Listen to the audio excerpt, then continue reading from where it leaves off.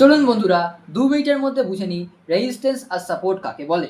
Resistance এমন একটা area যেখানে সেলাররা প্রেজেন্ট আছে, আর সাপোর্ট এমন একটা এরিয়া যেখানে বায়ার্সরা প্রেজেন্ট আছে।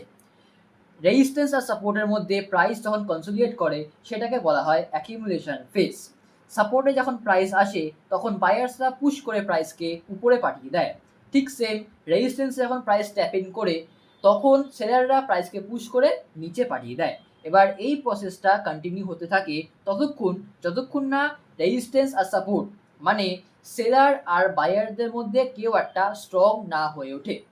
যদি রেজিস্ট্যান্স আর সাপোর্ট মানে সেলার আর বায়ারদের মধ্যে যদি আজকে আমার বায়াররা বেশি স্ট্রং হয়ে যায় তাহলে রেজিস্ট্যান্স ব্রেক করে যাবে, আর যদি সেলার আর বায়ারদের মধ্যে সেলাররা বেশি স্ট্রং হয়ে যায় তাহলে সাপোর্ট ব্রেক করে দেবে।